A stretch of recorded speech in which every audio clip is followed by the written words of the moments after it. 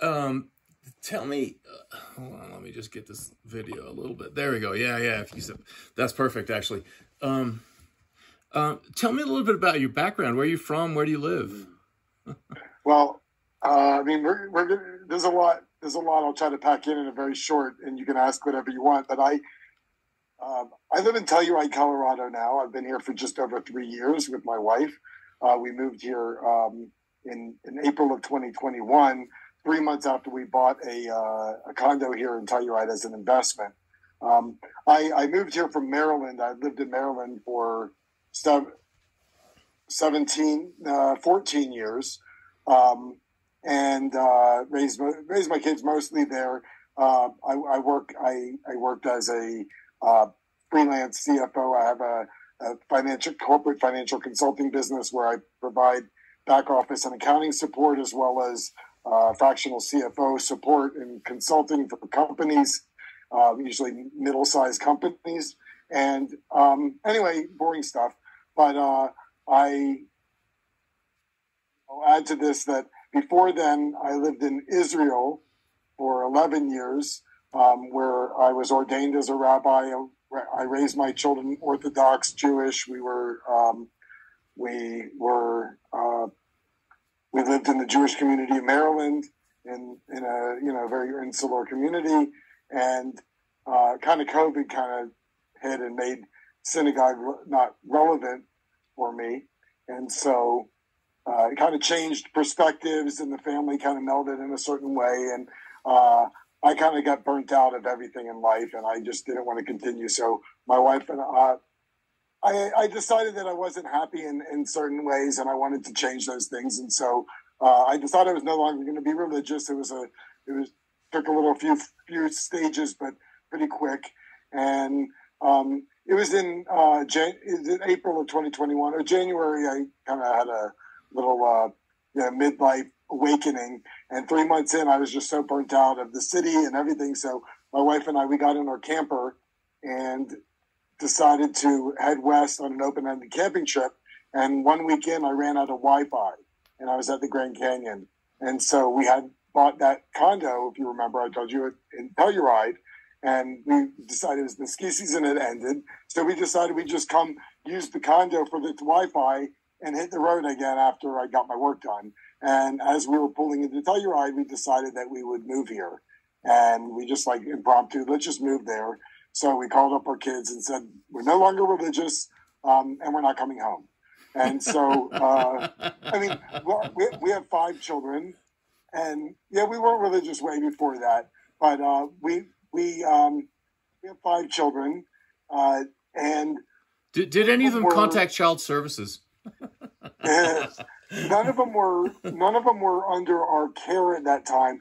I say that because the youngest, there was only one that was there was 2 that were in high school at the time. Only one now; she's graduating soon. But they both went to boarding school in Israel, so they didn't live at home.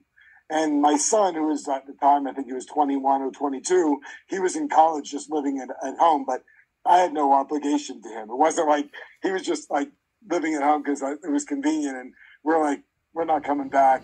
And my office, I had my company, my office was in the basement. I came back for the first 2.5 years of me being here in Telluride. I went back and forth once a month for work for about a week and a half, sometimes up to 3 weeks, depending on the season. But that's where I came from. I decided when I got here that I wanted to live my life differently and enjoy live my life for myself. And so, you're doing a good job of it. Believe me, Scott, you're doing a great job of it, actually. And welcome to Colorado. I'm going to say that right now. So let's just jump straight to the Ganjola. I've been around Telluride for a long time. I used to climb with guys who grew up and are now gone. My wife and I religiously went to the Mountain Film Festival starting in about 1992. I used to write articles about it for British Mountaineering magazine. I'm an old climbing bum. Right. Tell me about the Ganjola, because it's a very, very interesting Instagram site. Very interesting. All right. Thank you. So I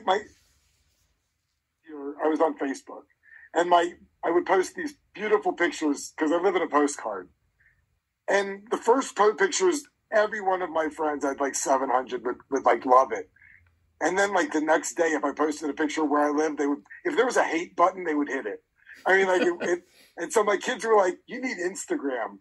And I'm like, I didn't know what it was, but they kept on telling me you need to do Instagram. And I said, well, if I'm going to do it, I'm going to beat you.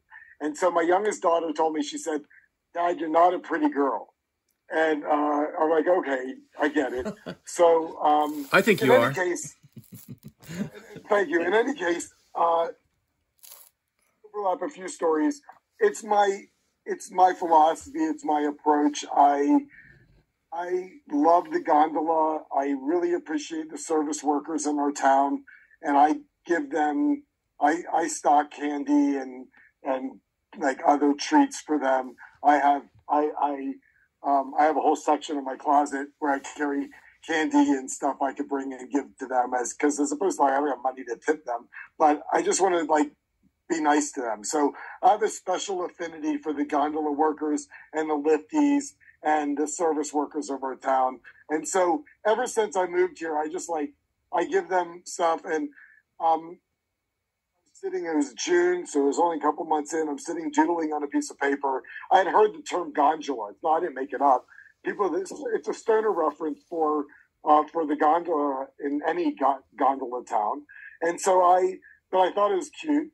And when I made my Instagram, there was no one who had taken it. So I put myself as the Ganjola.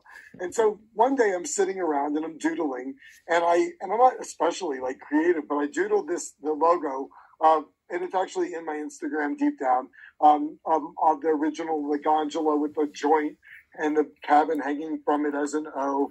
And I found this ad for buy 50 stickers for like $9, print them on Sticker Mule. And so I printed them and I would give them out to the lifties and they loved them and they thought it was hilarious. And then people would ask me for them, but I only had 50.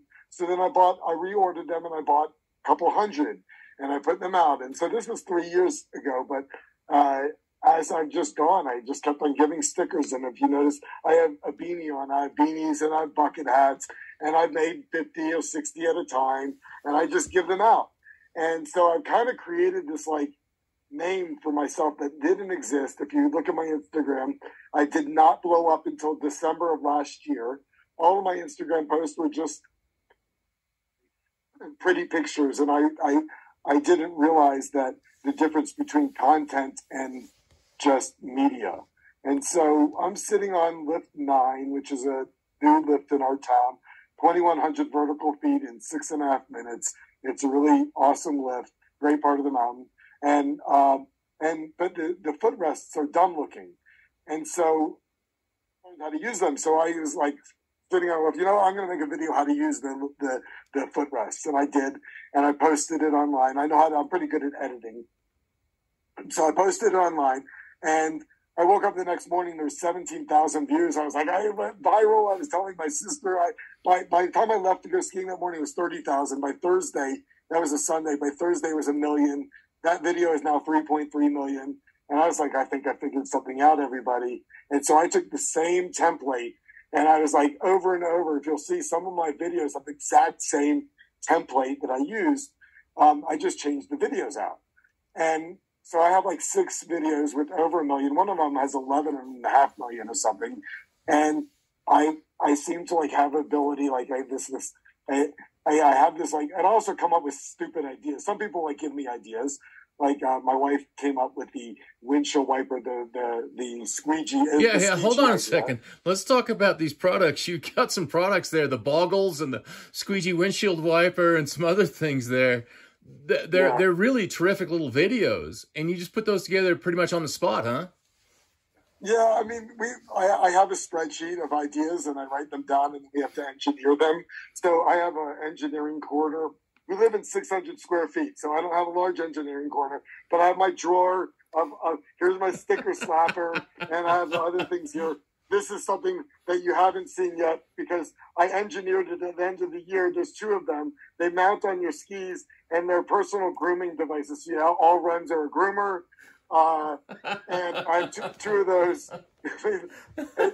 We come up with these stupid ideas, and I have to like come up, and then I try to make a video out of it. So it's like a hobby, and it's fun. It's creative. People laugh at it and like it. I think I piss off the Telluride ski resort because they want to think of themselves as a. Don't write this if you did, but like you could, like, because I try to, like, I want to be nice to them. I'm videotaping you. I'm not gonna write anything. This is all gonna go on the web. Don't worry about it. All right, cool.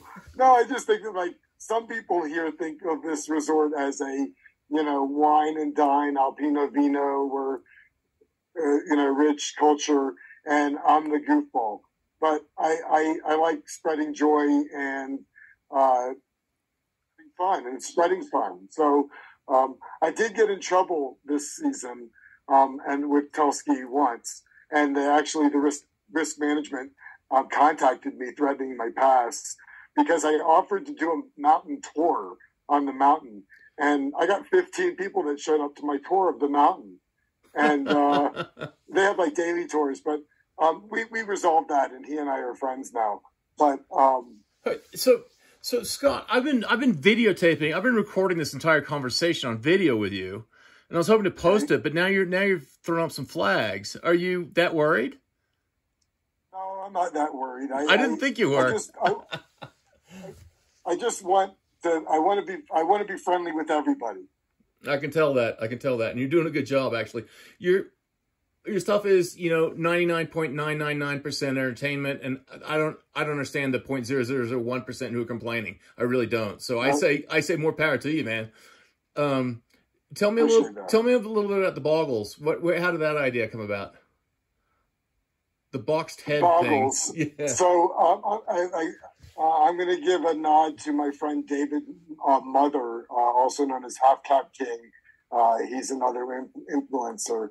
And I met him. I met him a couple times, but I was with him in Idaho on a ski trip, and he came up with this idea of one of these little boxes, and he shared it with me. But the one that we looked at didn't really work; it was way too big. So I ordered 3 of them until I got the right size, and I thought this is a great idea. I mean, we didn't know what to do with it, but I just I wore it around, and it was a really snowy day, and I was like, this is perfect to keep yourself dry. And that's where it came up. We just came up with, and the names come to us. Both my wife and I kind of work on the names together. What do you kids think about what you're doing? They love it. My kids are my biggest fans. That's what matters. The next generation, right? Yeah. My kids are so, they love every one of my posts. They're the first to share it. They're the first to,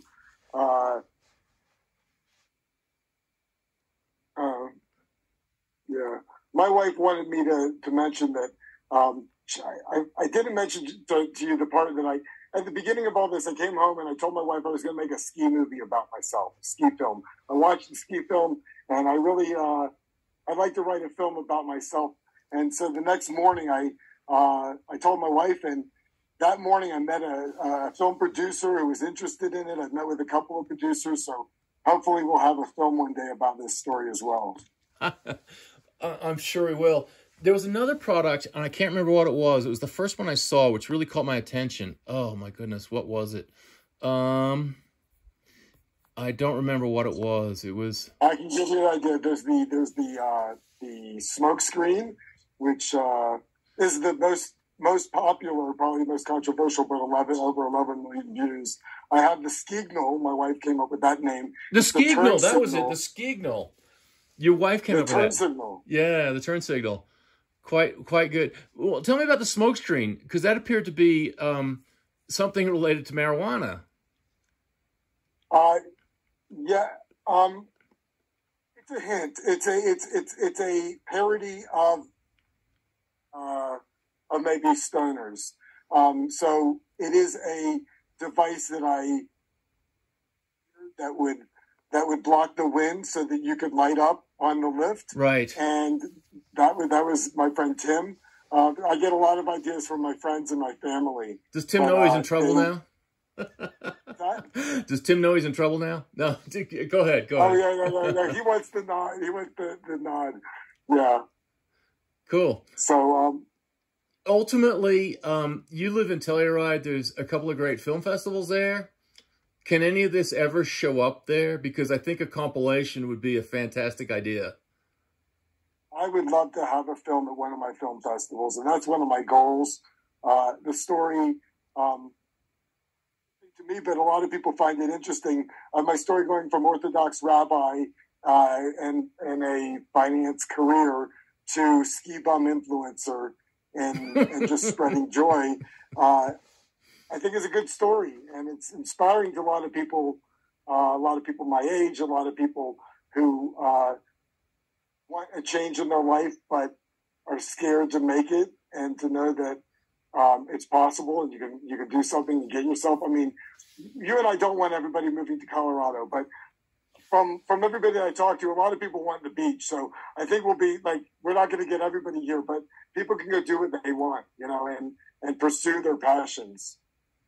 I agree 100%. Thank you so much for your time. I appreciate it, Scott. And I'll talk to you in a little bit, okay? Oh, absolutely. Thank you.